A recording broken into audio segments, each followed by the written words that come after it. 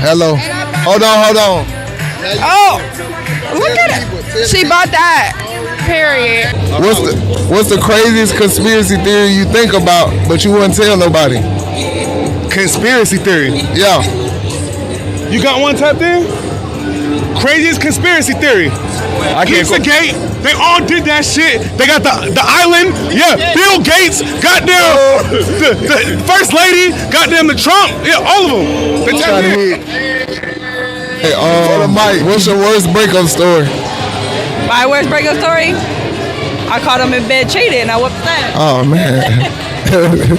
That's sad. Hey. All right, next question. What's heavier, a pound of pillows or a pound of pennies? A pound of pennies. Pound of pennies. This is the last one. He can't even say it. He's hearing dialogue. I'm not going to answer that question.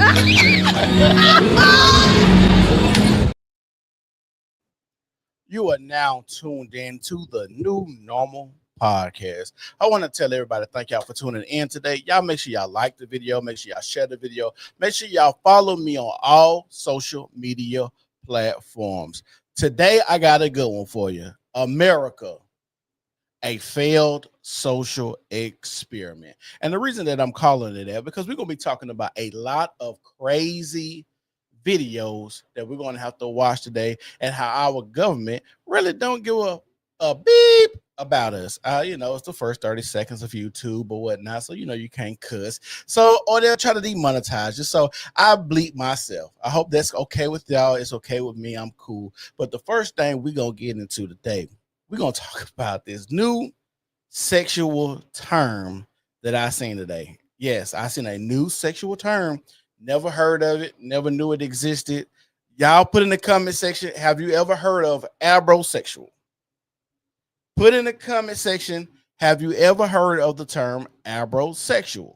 And the reason that we're talking about this today, because like I said, America is going to go down as the worst social experiment of all times. Abrosexual is a crazy term. And basically, I'm going to read what it says about abrosexuals. Let me read what it tell y'all about abrosexuals, which is crazy to say the least. Which it could just fall up under the guise of homosexuality or bisexuality. But I don't understand why you have to have so many things to just say you just like to fuck who wants to fuck you. I don't understand why that can't be a thing, but it isn't. We just got to have all these terms: saposexual, homosexual, bisexual, pansexual, mansexual, womansexual, all the types of sexuals there is in America, and that we condone is weird. But abrosexuality is a sexual orientation where a person's sexual and romantic attraction changes over time. I'm going to read that again for y'all. Abrosexuality is a sexual orientation where a person's sexual and romantic attraction changes over time. Fluctuating attraction, changing orientation, intensity of attraction, multiple sexualities. That could just be bisexual. I'm telling y'all, we need to make sure we bring straight jackets back. Make straight jackets great again. This is getting insane, and I keep telling y'all, we let the Looney Tunes run the street with their same people every day. A lot of these people need to be locked up in Arkham. They really do, because it's getting sad that each and every day we got a new sexuality come out. We got a new gender comes out. We got a new type of child that comes out. Every day is some new shit going on when it comes to sexuality. And I got to ask y'all a real question. Are people that freaked out nowadays?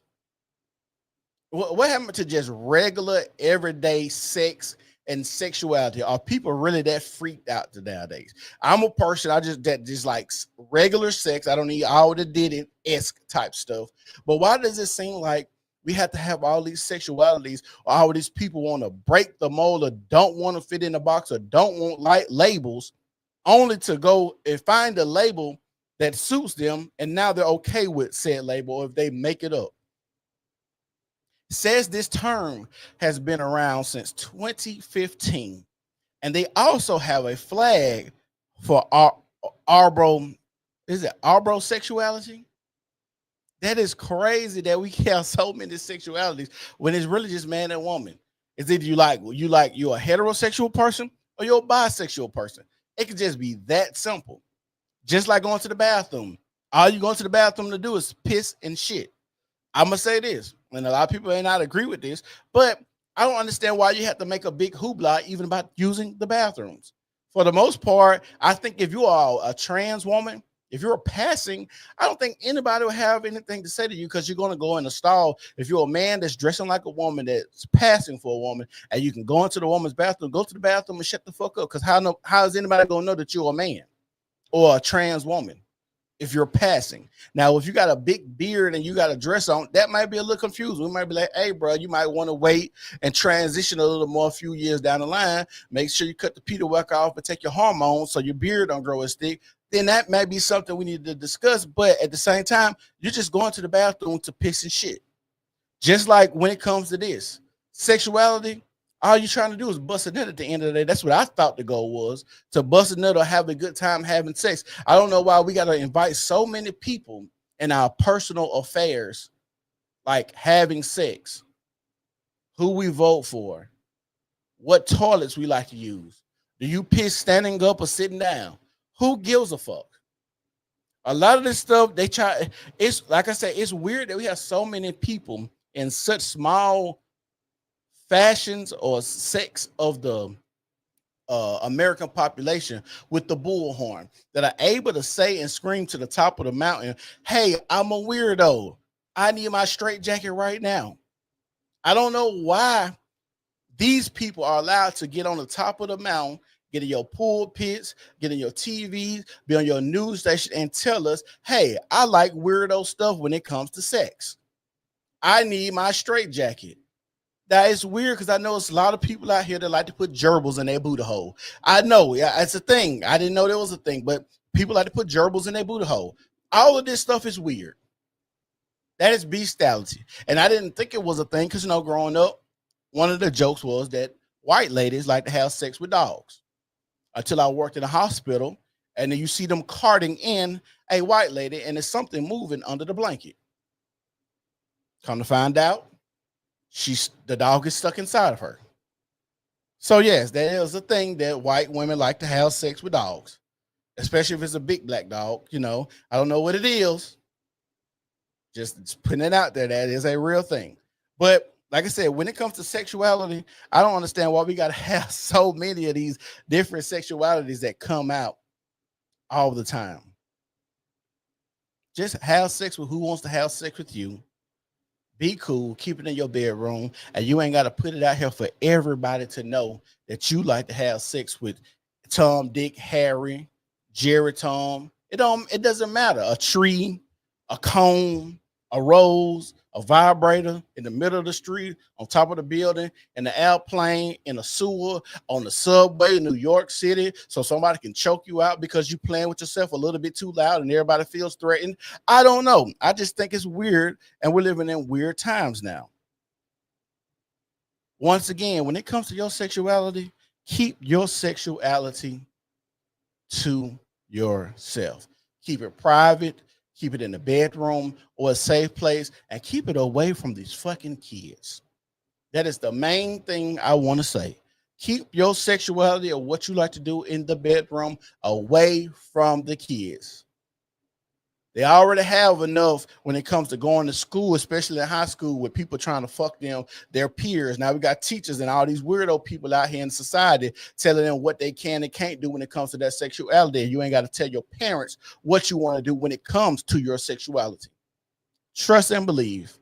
Children have enough stress instead of having to worry about what's going on and who's trying to fuck them nowadays. Leave the kids out of it. If you are arborosexual, sapiosexual, homosexual, bisexual, pansexual, a deviant sexual, cool. I don't know why we need to know. I don't even know why you need to label yourself. But like I said, what you do in your bedroom is up to you. Just keep the rest of us out of your business. And if y'all watching this video, y'all make sure y'all like the video. Make sure y'all share the video. make sure you tell everybody about the New Normal podcast because we're giving y'all great content all day long, every day. All day long, every day, multiple times a week. Y'all are going to fall in love with the New Normal podcast. So the next thing we're going to talk about is this. Andrew Schultz. The reason we talk about Andrew Schultz because Kendrick Lamar dropped his album a couple weeks ago, and he said, "Don't let no white comedian talk about no black woman, dog. That's law." That is the line that he used in one of his songs on his GNX project. Well, Andrew Schultz took it upon himself.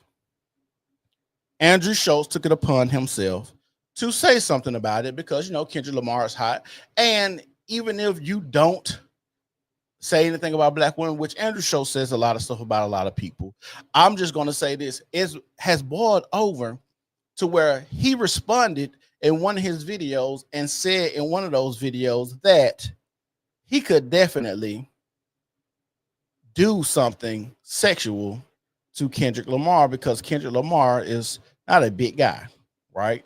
This is what Andrew Schultz said. Do I think that's cool to say? No, but he's a comedian. And the thing is, when it gets to the point where people aren't allowed to say certain things because of their race, their gender, or if you feel offended by what a comedian says, then that's the slippery slope. And I'm always a person that's always got a hedge against said slippery slope. The reason being because where does it stop? Where does it stop? Because I feel like now we're at a point where so many people are telling us we can and can't say certain things, but where does it stop? Just like when it comes to the LGBTQIA people. When does it stop? Y'all wanted marriage, y'all wanted bathrooms, now y'all trying to transition kids and do a whole bunch of other things when it comes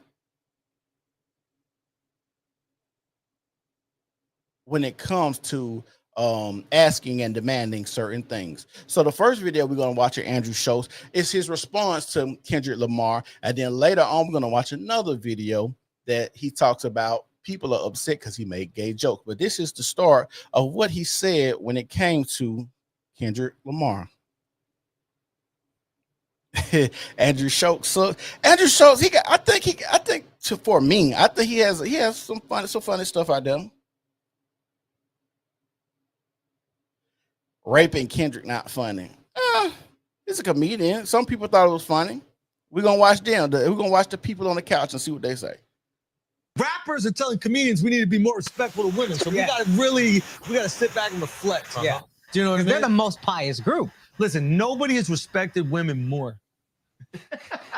Through art. Yes. Than rappers. Okay? Absolutely. So I completely understand how a rapper could look at a comedian telling a joke and be like, yo, y'all need to switch that shit up. Yeah. Well, now I get why a Kendrick would say that because it's like, it's our woman. We get to say what we want to say about our woman. Just like you could crack on your brother, but you better know somebody from the outside of the house better not say nothing about your brother. I guess that's the approach that Kendrick is taking. But on the outside looking in, if I'm somebody else and in y'all culture, y'all call y'all women bitches and hoes. Well, why I can't call them bitches and hoes if that's how y'all refer to y'all woman? We don't refer to our white queens over here like that, but y'all refer to y'all black queens as bitches and hoes in y'all music. So we gonna treat them as bitches and hoes. And you can't get mad if the world view them as this because y'all are the black men that are interacting with these women every day. Yeah. How dare y'all keep saying your wives are annoying? Be more like us and, bitches ain't nothing but hoes and tricks. I beat my bitch with a stick. What? You can lick on the nuts or suck the dick. I beat my bitch with a stick. What? Did you just think of that? That's a real lyric. Oh, wow. Yeah, that's a real lyric from music that protects women. Right. So and Kendrick Lamar got a whole song on the Mr. Morales where basically the whole song say, bitch, I hate you. And it's like him going through an argument with his girlfriend. Bitch, I hate you. You hate me, I hate you too. Nigga, you ain't shit. Bitch, you ain't shit. Like this is a whole story, a whole song on Mr. Morales' album. So it's hard to tell us and tell people from the outside how to conduct yourself when talking about said women when you conduct yourself in a piss poor manner when talking about these women as well. And for decades protects what. And listen, right now the guy on top, Kung Fu Kenny, He is the guy on top. he is making sure that comedians, he put a law in. Yeah. He put a law in place. All right, let's see the exact line, okay? Don't let no white comedian talk about no black woman. That's law. Now, technically speaking, if we're going off of grammatic English, Okay. he is saying, I can talk about black women, and that is law. Don't let no white comedian talk about no black So woman. he's basically saying all white comedians Are only allowed to talk about black women. exclusively. That's what I'm talking about. We're Kendrick. back. We're back. That's what I'm talking about. It's a law. Finally, he understands It's a it. law. Now I understand why he's doing a comedy with the South Park creators. Oh, that makes Because sense. he appreciates white comedians that make fun of black people. There you go. And they've done that brilliantly for decades. Yeah, that's true. And he would never want to, break one of his own laws. And if y'all know, that's what they talk about, the hypocrisy when it comes to Kendrick Lamar, even during the Super Bowl, when you had people like Colin Kaepernick taking knees because of the racial injustice in society. And truth be told, I don't think Colin Kaepernick was taking the knee because of racial injustice or police brutality or whatever he was taking the knee for. I think the nigga was just taking the knee because he was riding the motherfucking bench. It wasn't for all this social justice, black power shit. And it's always the mixed breeds that always want to be so pro-black. I don't understand it. I don't get it. But it's always the mixed breeds that got to be so pro-black, which is the weirdest shit to me. No, that's true. I mean, didn't they have a character called Token on the South Park show? Yeah, they do. Which I'm sure Kendrick is a big fan of. That's true. He must be a big That's fan if he's true. going to do a comedy with them. I mean, we can look that up. Apparently, he has a comedy coming out. Yep. Yeah, that's fact. But Al, you're getting groomed right now. We need to ungroom you. Yeah, you are getting We need to groomed. ungroom you right now. Let's see. Okay? I mean that Blizzard, because he sent people, he says slide on. What he said, slide. Where's the line? Okay. The N-words that coon, the N-words that being groomed, slide on both of them. Whoa, that seems like a call to violence. It does. Why would he? And I don't like that black people use racist terms against each other like nigga, coon. Like these are the things that black people call and refer to each other as, especially if you have a different opinion than other black people. Because 1 minute we're not monolithic, but then when it comes voting time, we damn sure better be monolithic. Or when it comes to black women, we better damn sure better be monolithic. No. This is scary that we have a group of people that tell us that we can and can't say anything about them. So much so that they can't even take a joke. Their ego is so bruised, and that's why they got to call themselves queens and strong black women, because they can't even be joked about, which is sad to say. He called to, if he's about protecting black people, why would the call to violence be towards the black dudes, not the white guy making the joke? Well, you gotta understand. What? Well, no. You gotta understand. Because I snitch, I cooperate, I tell. Litigation. Okay, you go squabble up in a jail cell. Here's what you gotta understand about Kendrick. It's very important to him to protect black women. That's why he's never done a song with an abuser confirmed. He's never done a song with anybody that's suspected of abuse. He's never threatened to remove his music from Spotify because they removed R. Kelly's music, who for sure fucked and held captive underage black women. Hold on. This is all very important to Kendrick. Wait, just let me understand what's going on here, because I think that you're using sarcasm as a comedic device. It is a comedic device. But you're so fucking smart right now that I don't know if you're serious or making jokes. Are you saying that Kendrick Lamar put it on wax that he is protecting black women from white comedians' jokes, but not the kidnapping, molestation, and of R. Kelly? And in actually reality, he would take his own music off Spotify to protect R. Kelly? Yeah. Someone who's kidnapped, a sexual molested, predator, and black women, children. And I don't know if y'all understand what's going on, because y'all might be offended at Andrew Schultz, a white man, speaking on certain things that's going on in the black community, or the hypocrisy that you see come from a lot of black people. It kind of goes back to what goes on this house stays in this house type mentality. And you better not tell nobody what go on, and nobody else better not talk about what go on or find out what goes on.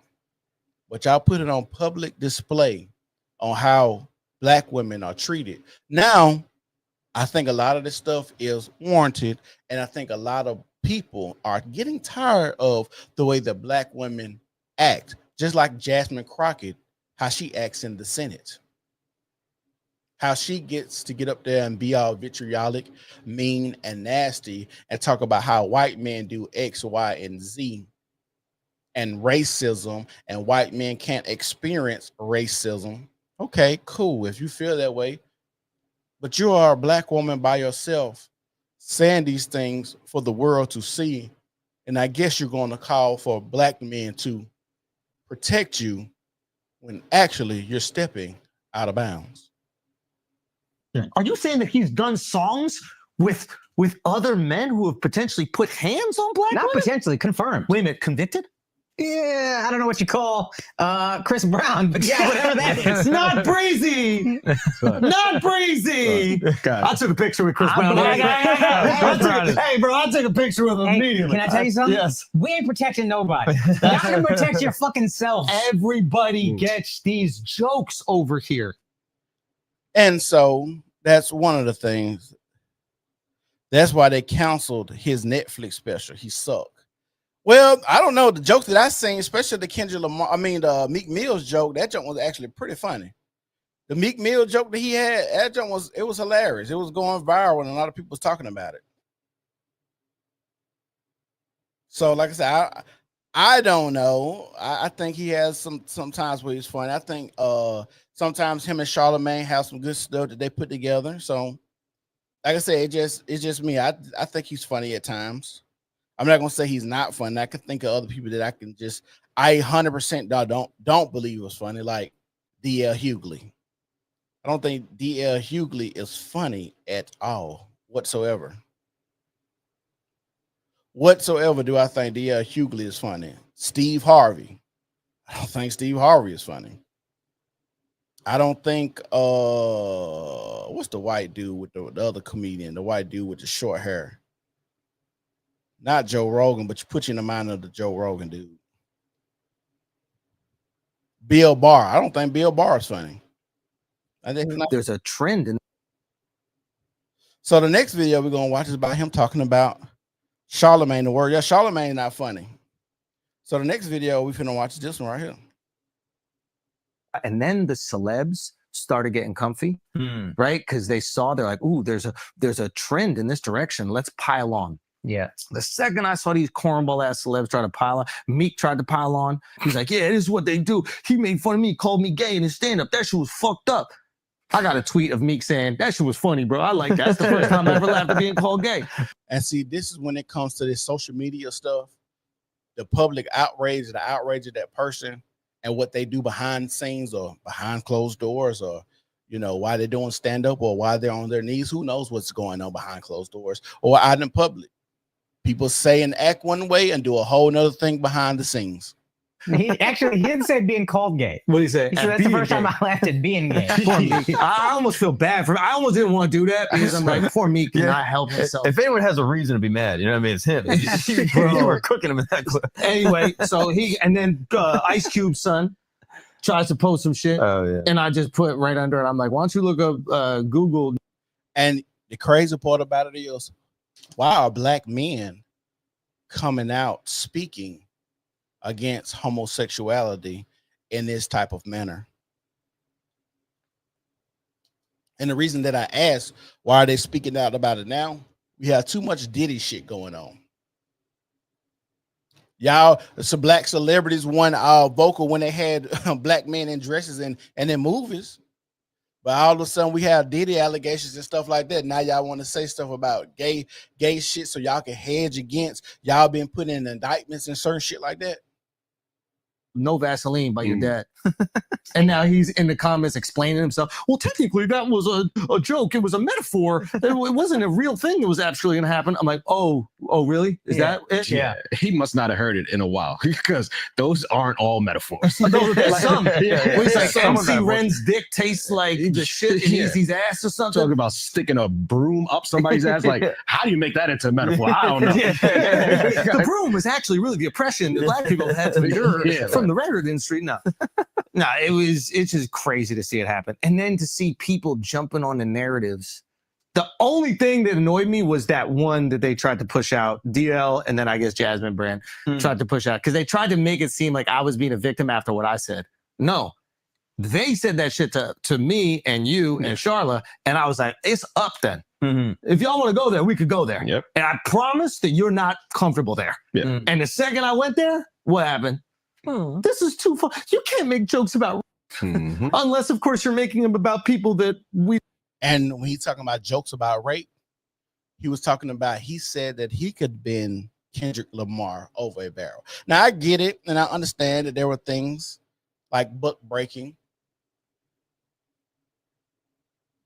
But aren't there things that black people take, like the word nigga?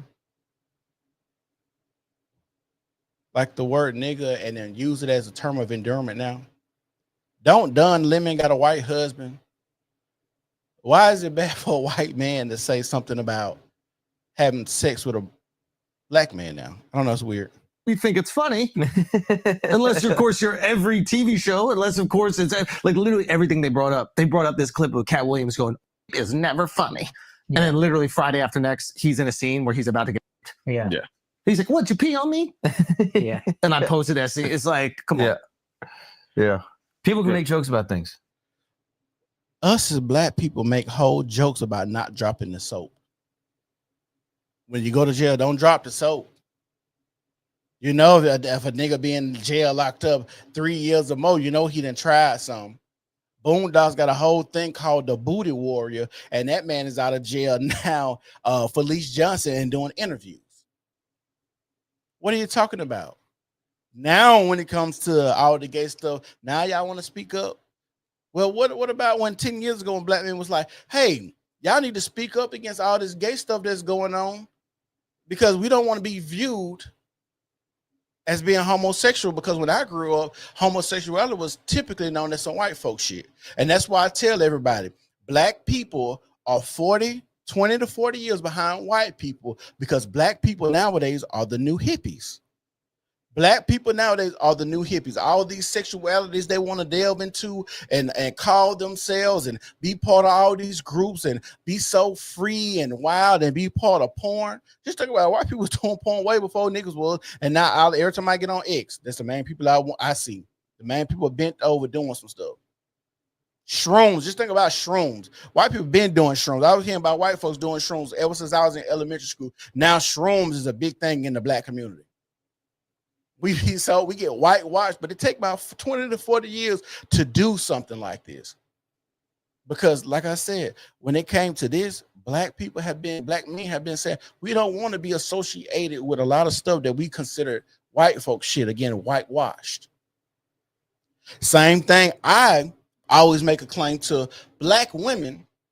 Hey, black women, you might want to hedge against or speak up against the ratchet ones, the ones that's fine, the ones that they put on TV, the ones that we see. Because y'all can't say it's a small percentage of black women act this way when we have thousands and thousands and thousands of videos of you acting contrary to what you just said, how black women typically act. Well, maybe you need to speak up. Maybe you need to say and talk about why black women shouldn't act like this. Because when y'all have a black woman like a Candace Owens speak on the degeneracy that go on in the black community, she's shunned, or, you know, she's a coon, or she's a sellout. When we speak about bad stuff that we know is bad, that statistically can be proven to be bad, like baby mom and dad, baby daddy shit, nobody want to speak out of it. Nobody is supposed to speak out and say nothing about that. That's part of the culture. They made songs about that. That's just my baby daddy. So like I said, when Andrew Schultz talking about gay stuff and talking about how Kendrick Lamar's not that big of a person and posted pictures of him next to Taylor Swift and how short he is, he's a comedian. He's going to make jokes. He's a white boy too. White boys think, and I said, I got a whole video on my channel, how when you hang around white boys, they do a lot of gay shit. They say a lot of gay shit. They think gay jokes are funny. They just part of their culture. And that's why when I grew up, a lot of the stuff that white boys did, we just said, hey, that's some white folks shit. They cool with it. They cool with, like I always talk about when I played baseball with white boys. They would walk around and take the back and say, cup check, making sure you had your cup on, hitting your cup with the bat. Cup check. And they thought it was so hilarious. Me and the black guys on the team looking at each other like, white boys are obsessed with dick for some reason. I don't know what it is. Like I was watching a Joe Rogan podcast a long time ago, and out of nowhere, him and the other white guy were just talking about the game. It's like, yeah, have you seen the game and his pictures that he posts? Man, that dude is hung. Oh, what about Jerry Jones? Just recently, Jamie Foxx was live at the Cowboys game. Jamie Foxx live at the Cowboys game. Jerry Jones behind him talking about somebody with an 8.5-inch dick. So much so that it made it rounds. And then I can't think of the sports podcast. They asked Michael Irvin, hey, do they measure y'all dicks when y'all be trying out and all this other stuff? Because Jerry Jones was talking about such and such got an 8.5-inch dick. So when we talk about a lot of homosexual stuff going on, if a lot of black men hanging out with a lot of white men, I think a lot of gay shit going on because, like I said, a lot of white men do gay shit. And that's cool. That's part of their culture. But as far as black men, that ain't something that we cool with or historically was okay with because of what happened when it came to buck breaking. Y'all tell me if I'm wrong. I could be wrong. Just from my experience, this is all anecdotal. This is me being a black man, born and raised in Birmingham, Alabama, going to black schools, then in high school going to a mixed school, seeing the differences and how black people act and white people act. There's a total difference. Total difference. Y'all make sure y'all like the video. Make sure y'all share the video. Make sure y'all follow me on all social media platforms. It's the New Normal Podcast. So what we about to talk about is Florida bans social media. Florida bans social media. The reason we're talking about this is because I think a lot more of social media need to be banned.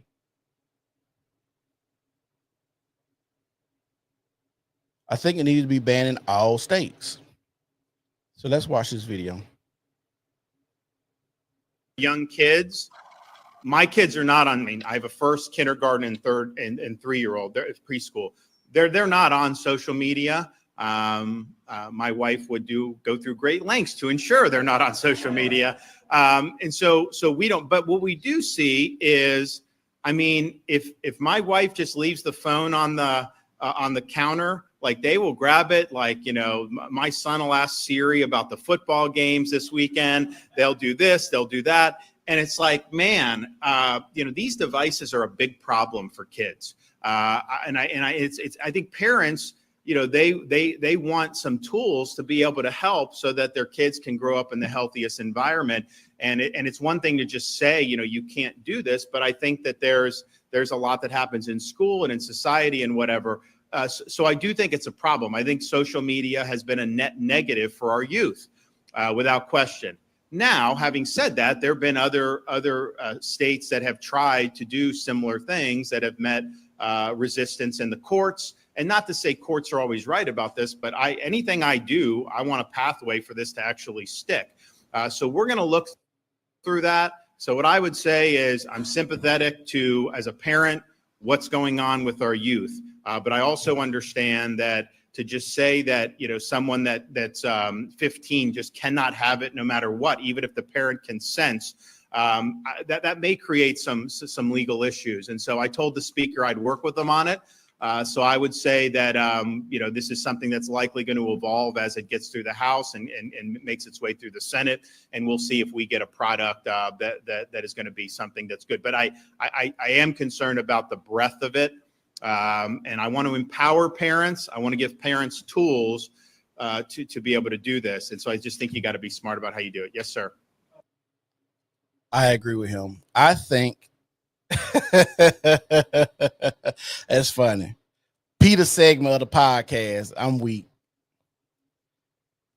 But I think banning social media for children under 16, I think that should be all over the United States. And I think it's coming, all of this is based off of data sharing, especially with the Chinese government spying on us with TikTok.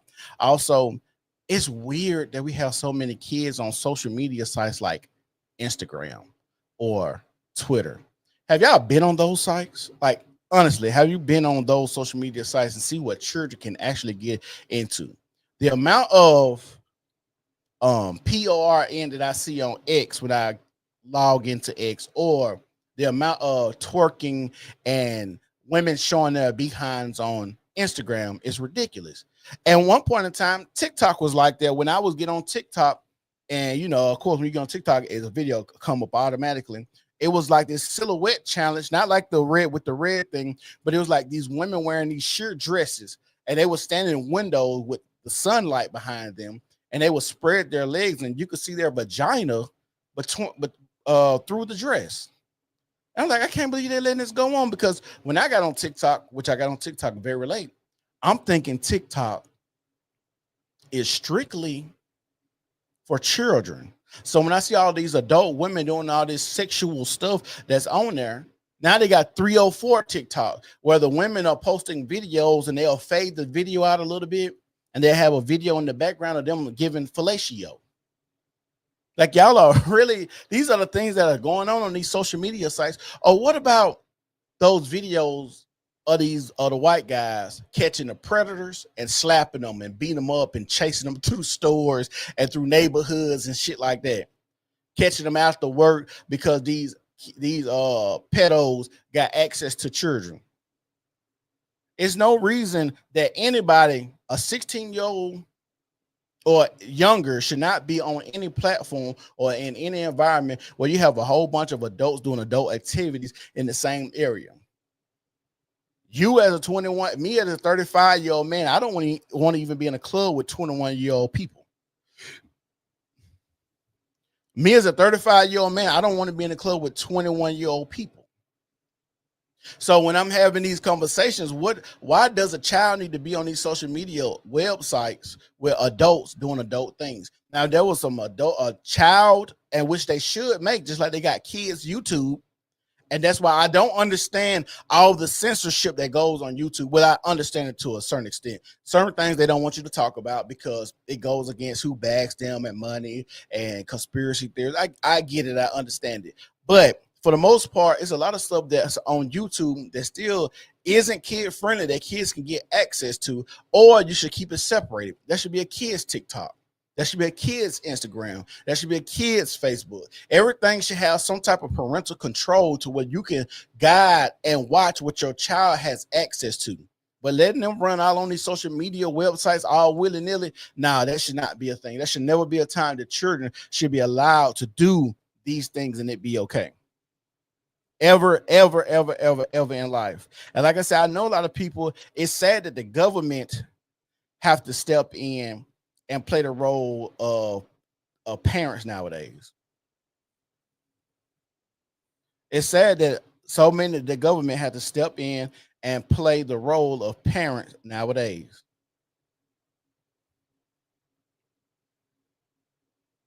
I hate to see it, but it has to happen.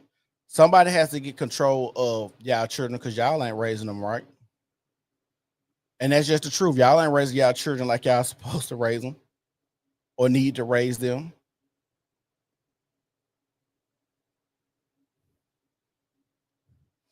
Democratic states won't ban propaganda machine. I agree. Anything to indoctrinate children and people faster, they're going to try to keep around. And you got to understand, a lot of these social media websites and platforms are backed by a lot of Democratic companies and think tanks and stuff like Act Blue to push certain narratives and make people think a certain type of way. Because the world only really comes to you through your cell phone. Just like all this trans stuff, I don't know now one unless, like I said, unless they transition very well. I don't know now one trans person.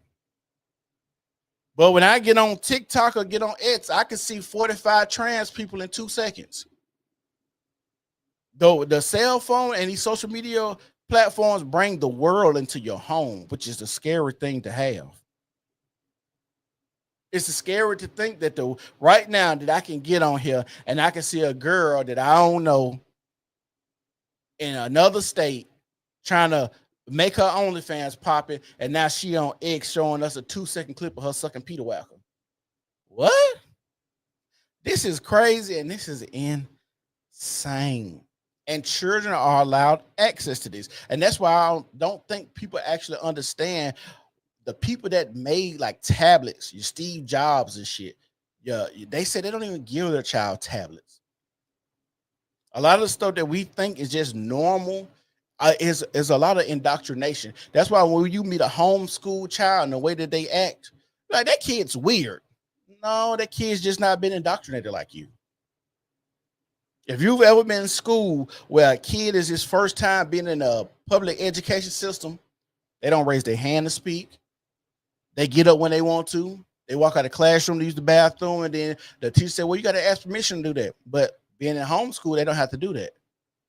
That's why when they tell you that a lot of your schools and your prisons look alike, and then you got the prison to school pipeline, or the school to prison pipeline, these are real things that we see in America that we just let go on, that we just let happen. And we don't even ask the question, why? Why is this allowed? Why is this okay?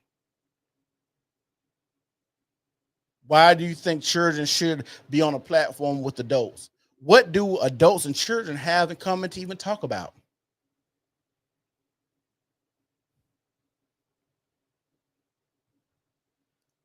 I think a few states might have blocked P already. Is it X? You trying to say X? I don't know what you're saying. Australia is blocking social media for minors. North Carolina, P Hub. I got you. North Carolina blocked P Hub.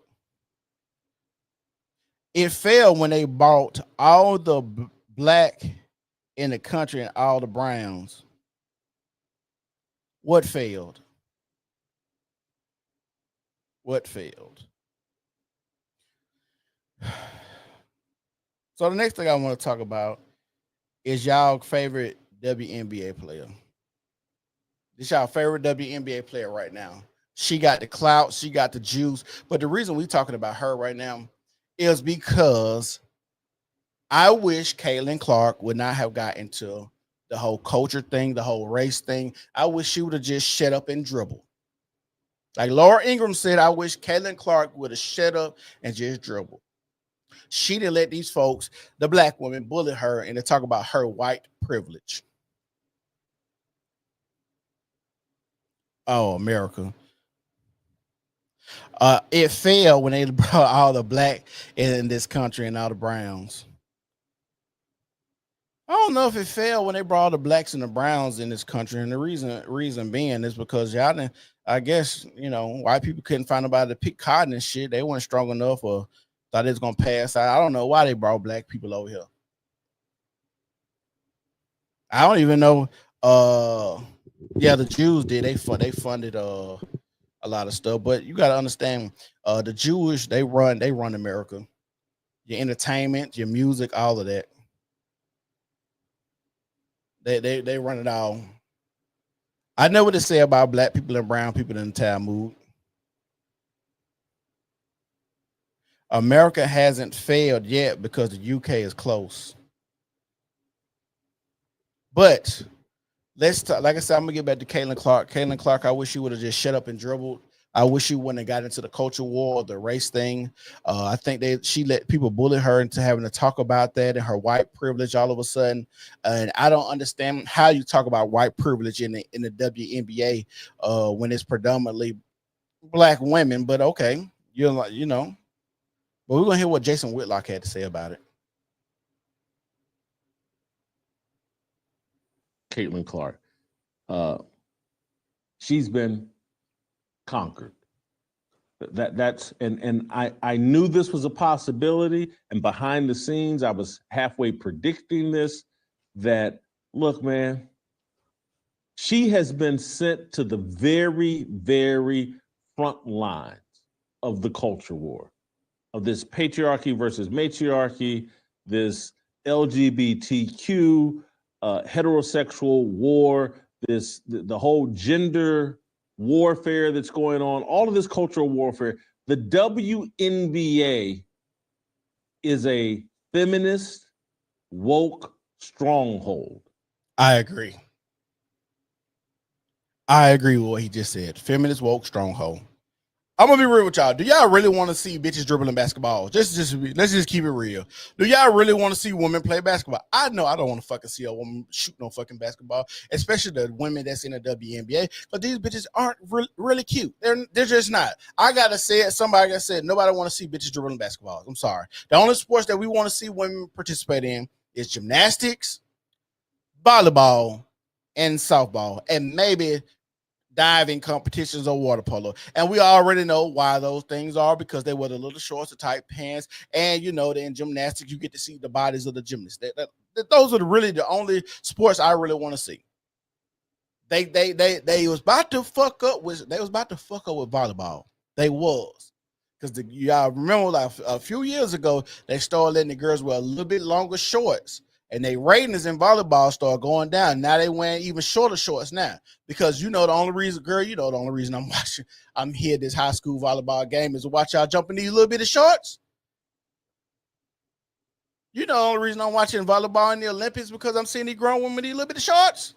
Come on, man. Let's keep it real.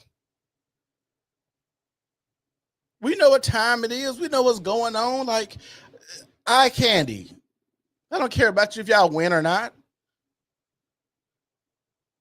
And y'all got WNBA they got people out there on the NBA court look like me. Perhaps the strongest stronghold of all the strongholds that the satanic left holds. And so we take this little small town girl from Iowa that started the University of Iowa, and we drop her behind enemy lines, the WNBA, the Woke Negroes Basketball Association. The Woke Negro Basketball Association. A group of angry lesbians who have this. And like my boy TD said, like, how can you market a bunch of lesbians playing basketball to a family? How can you market that? And then when you realize, somebody married to this person on the team and they get traded and they out there competing against each other and making googly eyes and slapping each other on the ass. I don't want to see that shit. I want y'all to compete and go against each other. I don't want to see y'all making googly eyes and been making love faces. Oh, when we get home, I'm gonna put my scrap on and fuck the shit out you. I don't want to see that. Basketball gay pride tour that visits 12 different major cities. And it's just a little sex tour during the summer of gay pride and the whole LGBTQIA plus movement. And Caitlin Clark gets dropped into that. And she's got a boyfriend. And she is doing her best to stay out of politics. I can't think of the fine black girl, said that you get a lot of flack if you play in the WNBA and you be straight. They say it's hard for straight women in the WNBA. They say it's hard for straight women, no pun intended. It's hard for straight women to play in the WNBA because all the girls are trying to turn out the straight girls, and most of the women are gay. Hell, when I grew up, we just figured if a woman plays sports, she was gay. And we've seen this league. We've seen other heterosexual women get dropped into the WNBA headquarters behind enemy lines. And they've come running and screaming out like, holy cow, are they hostile to heterosexual women in the WNBA? And so I knew, and I wrote at the very beginning, I was like, hey, what Caitlin Clark is going to face is going to be more difficult than what Jackie Robinson faced going into Major League Baseball in 1947. And people thought I was crazy. And I said, hey, look, Jackie Robinson faced legitimate death threats. But in every other way, what Caitlin Clark is going to face going into the WNBA is going to be substantially more difficult than what Jackie Robinson faced. I don't know about that one. And look where we are. All she gotta do is keep her pussy to herself. I'm just saying. Jackie Robinson was out there getting spit on and told he wasn't, able to play. And a whole bunch of Jackie Robinson had to go through race barriers and getting called niggas and like you said, death threats. All Caitlin Clark gotta do is just not feed into the wokeness and just keep her pussy to herself. Don't let one of them carpet monsters get to her. That's all she gotta do. Jackie Robinson was different. It ain't people out there spitting on Caitlin Clark. She ain't out there dribbling the basketball and slipping on the loogie. She's not doing that. She's out there playing ball and she getting all these accolades and on TV and she's box office and people are coming to see her play. Like, no, she's not. Like I said, she's not out there slipping on the loogie. 6, 7, 8 months later, Caitlin Clark waved the white flag and she surrendered. And this is what I say. The woke mob is real. And I guess she's gonna play that position, talking about her white privilege and whatnot. I just think when we talk about privileges, I don't think your whiteness actually helps you in the WNBA. So much so that when people are watching you play and watching how hard you had it actually being guarded, how the black women took offense to you getting all this spotlight and shine, that so many people that were in the NBA said, hey, I get it. I get it. You're out there to compete and you want to compete. But y'all complaining about money right now. Maybe, just maybe, y'all should come together and let Caitlin Clark have it easy and keep filling up the box office. And maybe y'all can go to the negotiation table and negotiate the money. Because you know what? Men would do that.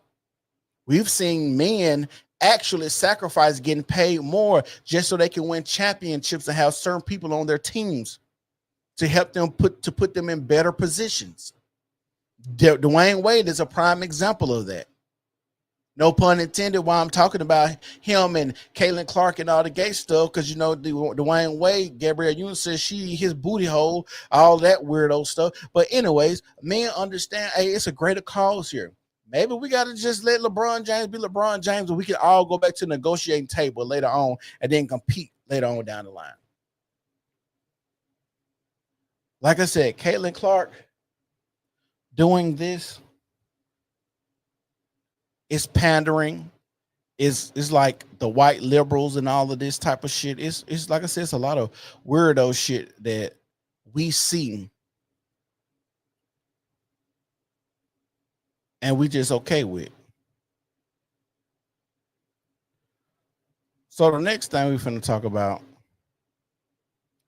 like I said, y'all make sure y'all like the video. Make sure y'all subscribe to the channel. Make sure you follow me on all social media platforms and make sure you share. And if you want to support the channel, hit that Cash App or that Super Chat. We give y'all great content like this every week, day in and day out. And we're finna be talking about Jay-Z. The reason we're going to be talking about Jay-Z is because a lot of people have something. JBO says she the white Jackie Robinson. I'm weak as hell. We're going to be talking about Jay-Z and Jay-Z lawsuit. And I don't know which one I should play first. I'm going to play this video first. This one right here.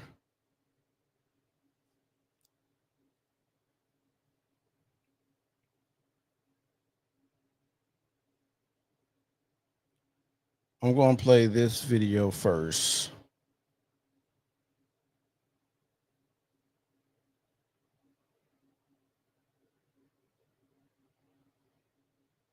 And there's a reason I'm going to play with this one first, because it's something that I got to say about this video, which didn't sit right with me from her reading what this lawsuit said about Jay-Z. So let's go. I'm not a lawyer, but one of the lawsuits that was previously filed against Diddy has been updated, and it now includes Sean Carter, aka Jay-Z, aka Beyonce's husband. You know, I read the lawsuit, so let me give you a recap of what is being alleged in this one. So the lawsuit was filed by an Alabama woman who says that when she First of all, that's already weird. Alabama, I stay in Alabama. Bitches don't get out like that in Alabama. was 13 years old, Sean Combs and Sean Carter drugged and raped her at an after party following the 2000 Video Music Awards. The plaintiff, who was going by Jane Doe in this lawsuit, alleges that sometime around September 7th in the year 2000, when she was just Okay, so this is what I want to speak about. Being able to file a lawsuit against somebody and not use your real name is always fish to me. I understand they have the rape shield law and all of this other stuff to quote unquote protect the victim. But if it's truthful and you got proof, why not put your name out there? Because it's going to have to come out at some point in time. But you can actually go through trial and the man be found not guilty. And we don't even know who you are, to where we can't smear your name and ruin your good legacy, but you can go and ruin a man's legacy in the court of public opinion. These are the things that I don't like, and the things that I think that are unfair practices and don't fare well for the person being accused, because a lot of times you are guilty in the eyes of public opinion before the case even gets started. Like, how can you hedge against if right now they said something about Jay-Z in 2024 and the case gets started on Jay-Z in 2026? We done all seen the stuff. We done all made up on our mind. And another thing I want to talk about is so many people hate rich people. They think that since people have money, they feel as if those people think that they can do that. They feel like when people are rich, they can do and say and act the way they want to act because they got more money, not knowing that a lot of these people that are rich, you have some of these sickos here and there, but a lot of people that are rich have great discipline to even put themselves in these positions to make this type of money, to be on this type of grind, to make these type of videos and music and be in the studios and make movies and act this way and honing your skills and singing skills and traveling. Like, you have to be some of the most disciplined people out there to actually be in these fields, to where you don't even have time to do a lot of the stuff that they allege that these people have time to do. just 13 years old, she got dropped off. 13 years old.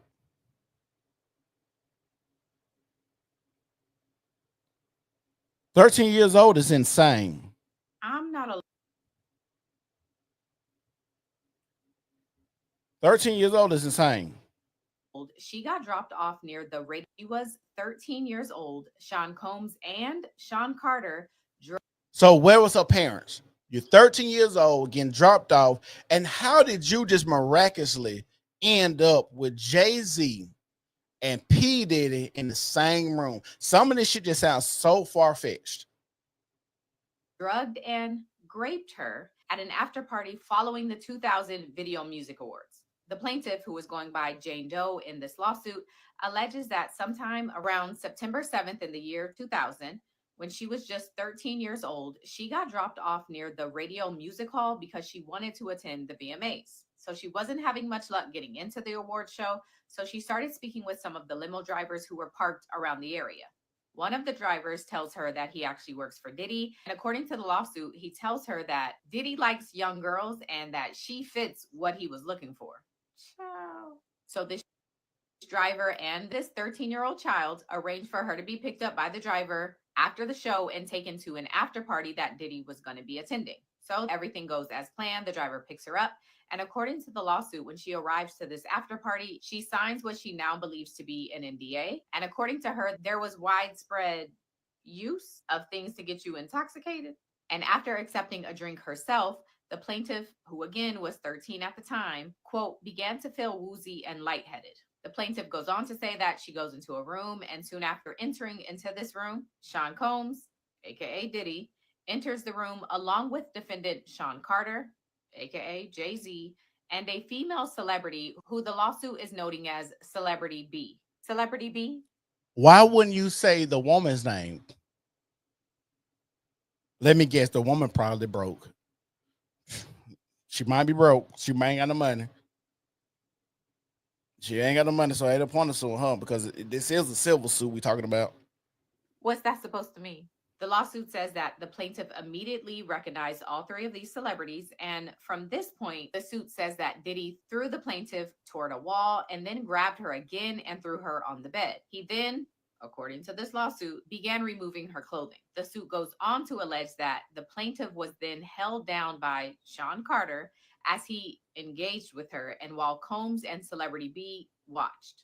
The suit says that after Sean Carter finished, he stepped back toward the wall and then Diddy stepped up and began engaging with his 13-year-old child while Carter and Celebrity B watched. The suit goes on to allege that Diddy then knocked the plaintiff down and attempted to force her to engage with him in other ways. It says that she fought back, standing up quickly and punching out at the same time, hitting Diddy in the neck. As a result of her hitting him back, the lawsuit says that Diddy was a bit surprised, and that's when the plaintiff took the opportunity to grab her clothing and her shoes and run out of the room.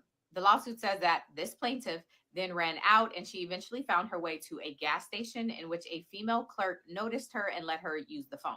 The 13. Okay, so we're gonna get testimony from the female clerk. It's 20-some years ago. She probably ain't gonna even remember. 13-year-old then calls her father, admitting that she lied to him about her whereabouts, and she asked him to pick her up. The dad comes and picks her up, and from there, the suit says that the plaintiff fell into a deep depression, which continues to affect every facet of her life. Hold on. So she called her daddy. Daddy come pick her up. From there, she fell into a deep depression about everything that's going on.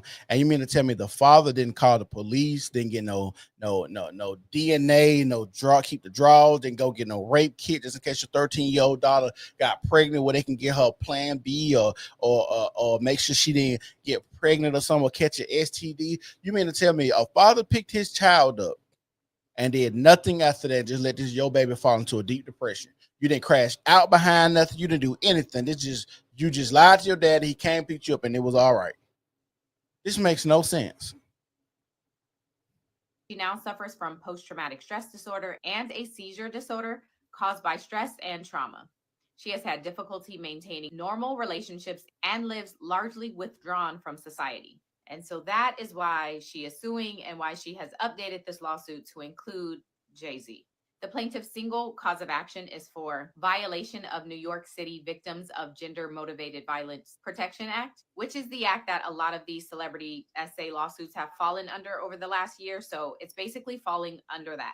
A statement has already been released and posted on Roc Nation's Instagram account, which says that, quote, "My lawyer received a blackmail attempt called a demand letter from a lawyer named Tony Busby. What he had calculated was the nature of these allegations and the public scrutiny would make me want to settle. No, sir. It had the opposite effect. It made me want to expose you for the fraud you are in a very public fashion. So no, I will not give you one red penny. These allegations are so heinous in nature that I implore you to file a criminal complaint, not a civil one. Whomever would commit such a crime against a minor should be locked away. Would you not agree? These alleged victims would deserve real justice." And I agree with that statement right there. I ain't gonna lie to y'all. If somebody raped me, I either want them dead or I want them to go to jail for a very long time. That's how I look at it. No amount of money is going to just bring my manhood back. It's going to make my booty hole virgin again. I'm just saying, if someone was to take it from me, I would want them to be dead. Some immense pain needs to be inflicted on them. They need to go to prison. But just to be like, oh, I got raped and I want some money, that's weird. And if you just out here doing this, and see, this is a thing too. A lot of people are out here making these allegations and can go under Jane Doe. And sometimes some of these lawsuits are easier just to settle when you're looking for a payday. They don't even show they don't have any validity. It's just, I don't want my name ruined. I got businesses that I'm trying to take care of and handle. I just going to get rid of this and be done with this. Okay, I get her $2 million. I'm a billionaire. I get her $2 million. Shut the fuck up. But at what point does it be like, damn, this is too much? It's so many people that just coming at me, because now it's been out there in the public where so many people can just make these allegations without any proof. Because when you pay one, you're going to have to pay them all, because now such and such did lie. And she said, yeah, girl, I lied on Jay-Z and said he did what you was. He paid me to be quiet. Well, girl, I'm going to do the same thing. Give me a payday. I'm not saying this is fact. What's going on is true or false. I'm just saying it just when you hear a lot of these things that come out and they 24 years later and your father doesn't do anything, we have to question what is this really real? Why you wait till 2024? Oh, let me guess. What a lot of women say, oh, you victim blaming. You can't tell you can't tell a victim when they can come out with their story. Well, bitch, if it took you 24 years, why do you keep the story to yourself? We don't want to hear it, and you gotta know when you come out saying something happened 24 years later that we're going to question you. We're going to question your motives. We're going to question the validity. We're going to question why you didn't go down there and get any file a police report. Why don't you take these proper protocols? And in 2024 and beyond, all this stuff that has come out, ladies, if someone sexually assaults you or rape you, go to the police ASAP. Maybe there's DNA. Maybe you scratched them. Maybe you got some of their bodily fluids on you. Maybe something that can actually link you to this person. Now, you can't even tell if this girl and Jay-Z or Diddy ever was even in the same room, same vicinity or anything. Now, maybe you could say they were at this concert on this day, but how hard would it be to just look up a concert from 2001 and say Jay-Z and Diddy was at this concert on the same day, and I could just say that they raped me at this point in time? If that were the case, this lawyer, who I have done a bit of research on, seems to have a pattern of these type of theatrics. I have no idea how you have come to be such a deplorable human, Mr. Busby, but I promise you I have seen your kind many times over. I'm more than prepared to deal with your type. You claim to be a Marine. Marines are known for their valor. You have neither honor nor dignity. My only heartbreak is for my family. My wife and I will have to sit our children down, one of whom is at the age where her friends will surely see the press and ask questions about the nature of these claims and explain the cruelty and greed of people. I mourn yet another loss of innocence. Children should not have to endure such at their young. And this letter now on the opposite end, it does seem like Jay-Z trying to hedge against some shit now. I'm just going to be real. It's a letter, because typically I wouldn't even say anything. I wouldn't. I would just let it play out. Age. It is unfair to have to try to understand inexplicable degrees of malice meant to destroy families. When have you seen somebody just really come out with a letter like this, hedging against a rape allegation? Families and human spirit. My heart and support goes out to true victims in the world who have to watch how their life story is dressed in costume for profitability by this ambulance chaser in a cheap suit. You have made a terrible error in judgment, thinking that all celebrities are the same. I'm not from your world. I'm a young man who made it out of the project of Brooklyn. We don't play these type of games. We have very strict codes and honor. We protect children. You seem to exploit people for personal gain.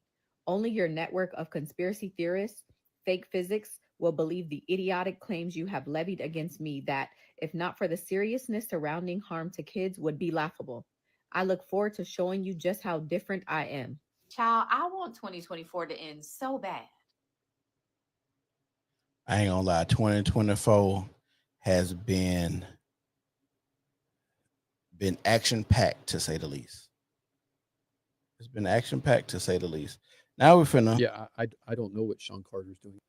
We're finna watch this video of what this lawyer has to say. This is an actual lawyer. But I just wanted to let her say that because she actually read the lawsuit. Yeah, I don't know what Sean Carter's doing here. It makes no sense to me. Sean Carter, i.e. Jay-Z, gets named now as the main defendant in a rape case out of New York by trial attorney Tony Busby. We're seeing Sean Carter come out now and defend himself online, putting out statements. Now, I'm going to say this. Every lawyer that I've heard speak about Tony Busby, every one of them said Tony Busby is a big dog. He ain't no Rudy Poo ass lawyer. He ain't one of them clout chasing lawyer. Like he's a legit lawyer that has done this, and his name really holds weight. Every lawyer from lawyers in New York, this lawyer, I've seen about 5 other lawyers all say the same thing about this same person. Now, I'm not saying this lawsuit is true. I'm not saying what happened is true. I'm more of a victim blamer because it's hard for me to believe 24 years ago that somebody just took your goodies and now you just want some money and now we're just supposed to pay it to you, which is weird. But because now I want this to go to trial. I wanted to see the due process I want to see what actually comes out about it. I need this to go to trial. I need this to go to trial because I have sons. What if they get rich and something like this happens? Now we got a case where we can refer to back to and say, hey, motherfuckers be lying all the time. You remember the Jay-Z case where they went to court and they had no proof? Do y'all remember Bill Cosby actually had there was no proof in the Bill Cosby cases? Put in the comment section of what proof that they had about Bill Cosby. I'll wait. Everybody bring his name up, but all these old allegations back in the 70s, 80s. What? Let me know. Let me know what evidence they had on Bill Cosby. Put it in the comment section. The thing that pops up is not immediately innocence and guilt. It's how did it get this far? Carter starts attacking Tony Busby, saying, hey, he sent me a demand letter and he's trying to extort me. Well, newsflash, and Jay-Z's people know this, that every lawsuit starts with a demand letter. Everybody gets put on notice that they have a claim and gives them an opportunity to resolve. Now, if you believe in your innocence, that's fine. But here, what does innocence have to do with this? He has too much exposure going forward. These are heinous allegations. He even says it himself. Now you're getting tied to Sean Combs, who's indicted and standing trial for racketeering and extortion cases, just horrific stuff, RICO violations. And now Carter's brand is being brought into this, is being alleged that he raped a 13-year-old. And see, this is the things that I don't like. If you could get sent a demand letter saying, hey, you need to pay us this money or we gonna push the gas on this. I don't like that. I don't like that I have to wait. I don't like that we never get the full gist of what happened in these cases, that we just have to sit around and just let them happen, or they can be brushed up under the rug. Because if something bad happened to you, wouldn't you want to get the person that's doing evil shit to people off the streets? I hear you. I understand the defenses if you're Sean Carter. Hey, 24 years ago, you have an anonymous source, an anonymous victim. It looks like it's just a shakedown by an ambulance attorney. Well, look at it on the other side. Do you really think Tony Busby, who's a powerhouse trial attorney out of Houston, Texas, who's taken down monster verdicts and literally just got appointed by the attorney general to take on investment firms on behalf of Texas, moves forward on a lawsuit if it's a bluff? It just doesn't make sense to me. You got to believe that Busby would say, hey, look, I'm not going to allow this case to come down to a he said, she said. Busby knows that the anonymous victim is going to have to be disclosed.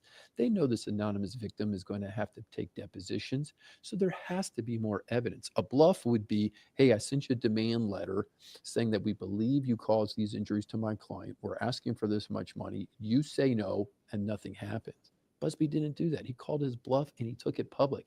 And in fact, he went as far as to say, you know what, we're amending the complaint where we had you as celebrity A that was watching the rape, but now we have enough evidence and believe you were the one who actually committed the rape. Now, John Carter's team will attack that and they're going to say, you didn't even know what you were doing.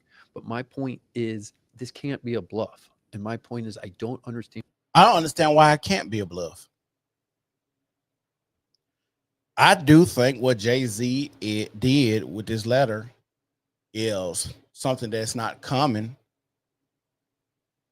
I do think if I was a betting man, that if we talking about in 2000 or 2001, if I was a betting man, and that's this, if it really did happen, I would just bet what kind of proof would you really have after all of those years that we did something to you?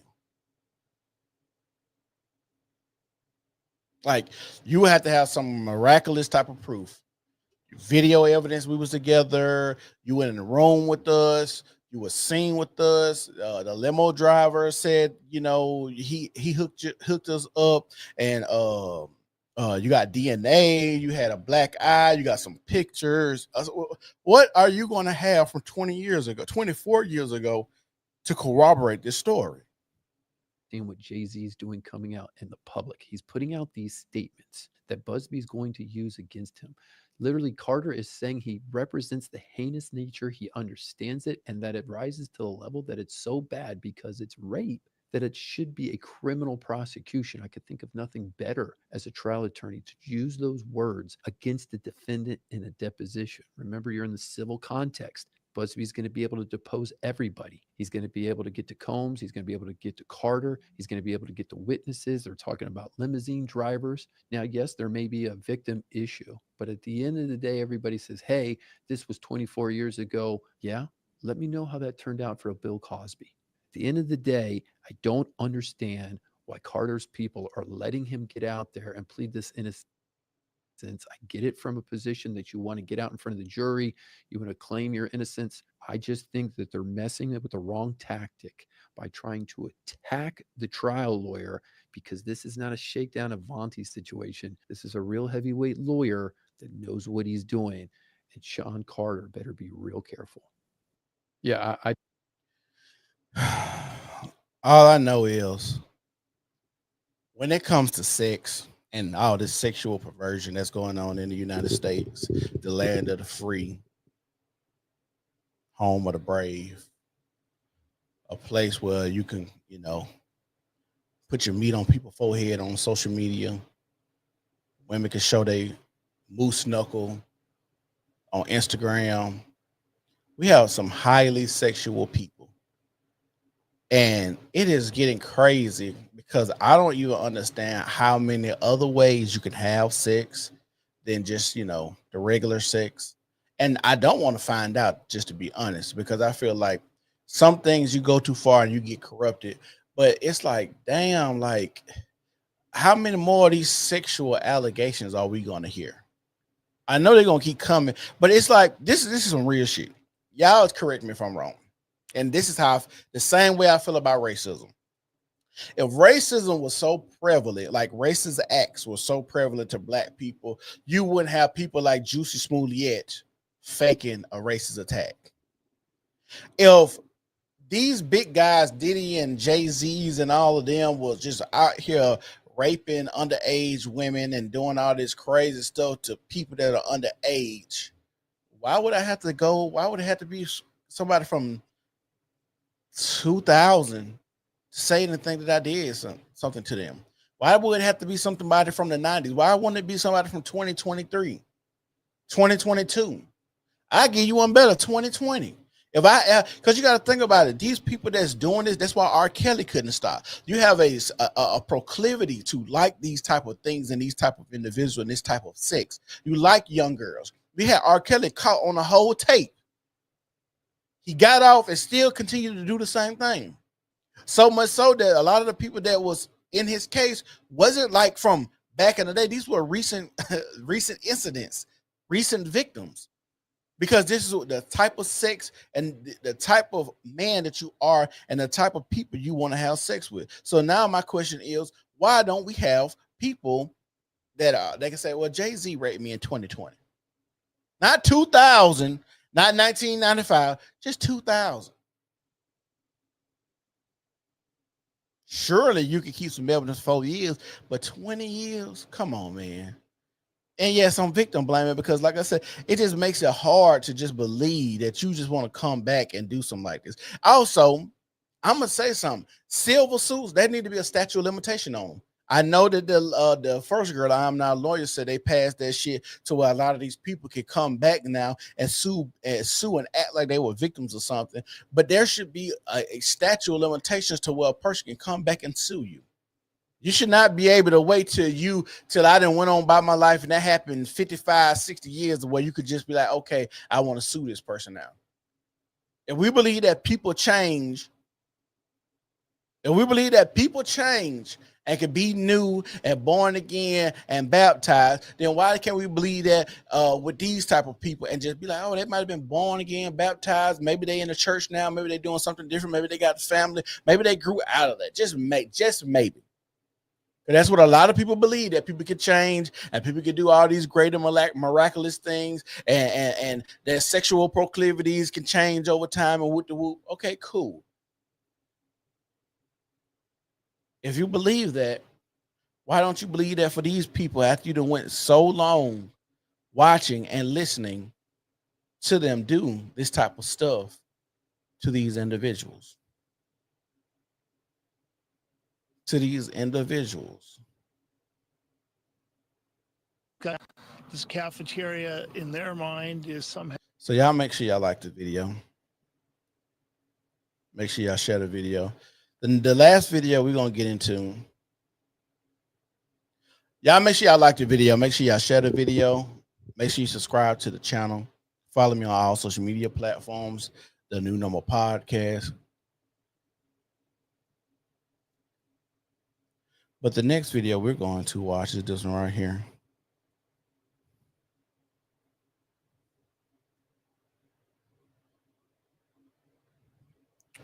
This one right here. The reason we're watching this one, this lady said she got to sue the school because of MAGA students in her school. This cafeteria, in their mind, is somehow disgusting or dirty simply because there are black people eating there. That is the epitome of racism. It was just mob of kids, just so many kids outside my door. On Election Day, a group of students with MAGA hats and a Trump flag roamed down the hallway of Beverly Hills High School. I'm going to tell you how scary it was. Teacher Bella Ivory says the group of students tried to enter her classroom where there were several black students. Some of the students were shouting, Kamala, as they walked. Man, I say fuck Kamala too. That ain't racist. Well, maybe it is because she Indian, not black. So maybe because I'm a black, I don't know. Walked down the hallway. The profanity towards our vice president, who is part black, combined with students congregating in front of my classroom, increased my fears and also the students' fears who were locked inside that room with me. Bella's attorney has filed a formal complaint with the Beverly Hills Unified School District. He plans on filing a lawsuit next. We allege discrimination, harassment, retaliation, racial comments, physical threats. That's what this lawsuit is all. Oh, y'all loading the deck. That's what it is. Y'all got to put all this in there to make sure y'all win something. Because students walking down the hallway saying, fuck Kamala. What's wrong with that? It's not racist. Are you saying it's racist because you classify her as a black woman? Maybe they're saying fuck Kamala because she's a piss poor candidate, like a lot of people in America thought. So much so she lost the popular and the electoral college by a landslide. So much so we still don't know what Arizona, Nevada, and a few other states, they still ain't told us what the end results of those states was. All about. This cafeteria, in their mind, is Beverly Hills High School. I'm going to tell you how scary we walked down the hallway. The profanity towards our vice president, who is part black, combined with students congregating in front of my classroom, increased my fears and also the students' fears who were locked inside that room with me. Bella's attorney has filed a formal complaint with the Beverly Hills Unified School District. He plans on filing a lawsuit next. we allege discrimination, harassment, retaliation, racial comments, physical threats. That's what this lawsuit is all about. Man, I gotta tell y'all, people be trying to get paydays. I ain't gonna lie to y'all, I'm finna start just suing motherfuckers too. I'm just finna start suing. And we could just go out here and just sue people, just to sue people and load the box with a whole bunch of reasons you suing and hoping something stick. I'm just about to start suing. Tomorrow I'm finna sue Walmart. I'm suing Walmart because they got rid of DEI and I feel like they being racist. I'm just finna start suing people. Because this is getting ridiculous at this point. It's getting ridiculous at this point.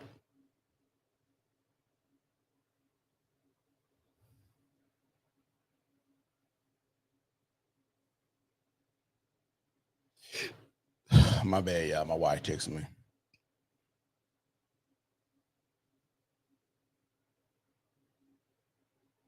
Yeah, it's getting ridiculous. But I wanted to play that last video. I want to tell y'all that I love y'all. Thank y'all for tuning in. Make sure y'all follow me on Instagram, on Twitter. Make sure y'all go over there to Rumble. Follow me on Rumble. It's the New Normal Podcast, and we go on. Peace.